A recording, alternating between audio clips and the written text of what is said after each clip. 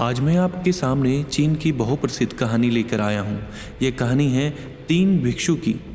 जी हाँ, ये वही 3 भिक्षु हैं जिन्हें पूरी दुनिया में लाफिंग मॉन्क्स के नाम से जाना जाता है। तो आइए शुरू करते हैं।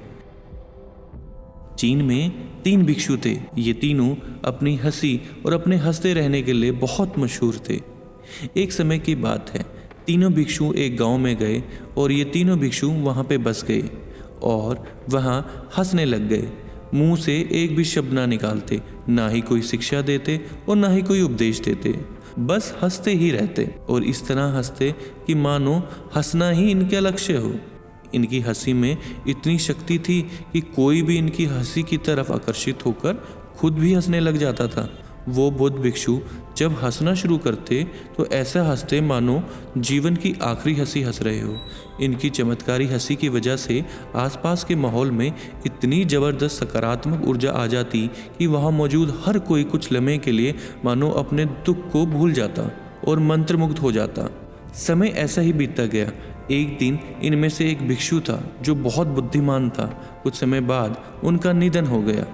उनके मित्र और उनके अनुयायी उन्हें विशेष तरीके से सम्मानित करना चाहते थे। चीनी परंपराओं के अनुसार शव को आग में डालने से पहले उसके शरीर को धोया जाता है और साफ सुथरे कपड़े पहनाए जाते हैं।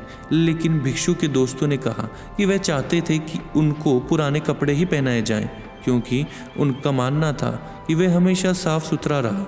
उनका मन साफ था और वो हमेशा दुनिया वालों को हंसाता रहा और दुनिया की बुरी चीज़ों का असर उन्होंने खुद पर भी नहीं होने दिया। इसलिए वो चाहते थे उन्हें पुराने ही कपड़े पहनाए जाएं। तो अंत में यह निर्णय लिया गया कि अंतिम संस्कार उनकी मर्जी से ही होगा। अब जब भिक्षु के शरीर में आग लगाई गई तो आसमान में जोर जोर से पटाखे फूटने लगे। हुआ यूं कि उस भिक्षु ने अपने कपड़ों के अंदर ढेर सारे पटाखे छुपा के रखे थे। ऐसा नज़ारा देखकर पूरा गांव जोर जोर से हंसने लगा और मरने के बाद भी वो भिक्षु लोगों के चेहरे पर एक मुस्कान देकर गया। ये मोटिवेशनल कहानी हमें सिखाती है कि ज़िंदगी में दुख तकलीफ़ें तो हमेशा आती जाती रहती हैं, लेकिन जो चीज़ें हमारे साथ रहती हैं वो हमारी खुशियाँ हैं। खुश रहने या फिर हंसने के लिए किसी वजह को तलाशना नहीं चाहिए। हमें छोटी चीज़ों में खुशियाँ तलाश लेनी चाहिए।